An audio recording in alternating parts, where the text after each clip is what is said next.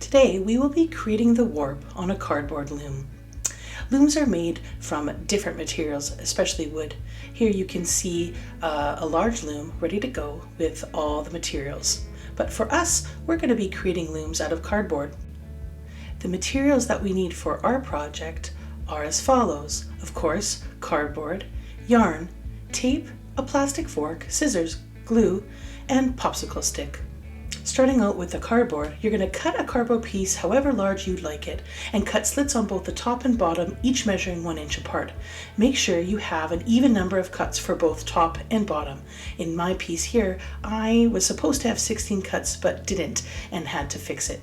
You'll then cut 2 pieces of cardboard that are 2 inches wide and the length of your loom, and you will glue them down. Once you're ready, find the yarn color that you'd like, and now we're going to get started. I've counted out again those 16 cuts, and so my yarn is going to be measured across the length of that 16 times. I also do a little bit extra just to make sure that I have enough. This makes sure that I actually cover the entire loom.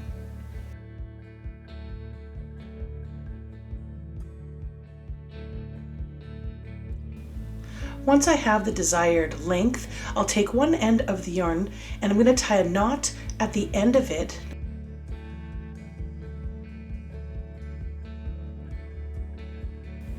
And then I'm going to flip my board over and wedge it into the first cut on the back, like so.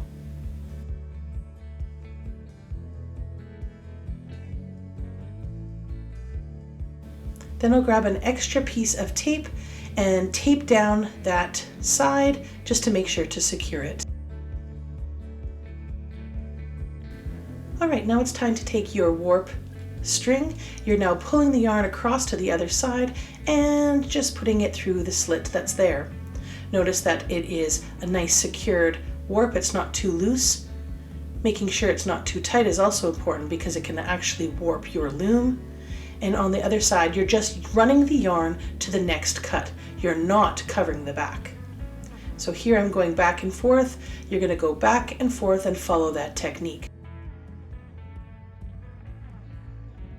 You're going to repeat this step until you've covered the entire cardboard loom. Notice on the back there is no string that's across it, so you're not wrapping it around. You're just using those top and bottom slits to work around the slits and back down again.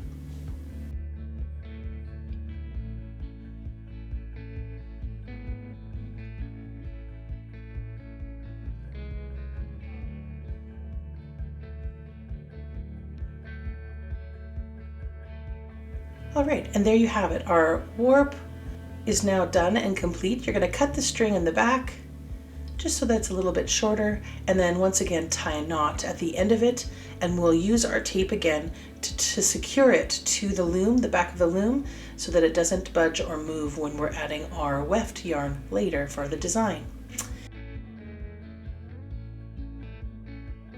All right, and that's how you make a cardboard loom, using the warp string to cover it and ready to go for your project. I hope you liked this video. Please check out my other weaving videos to learn the different kinds of weaves you can use.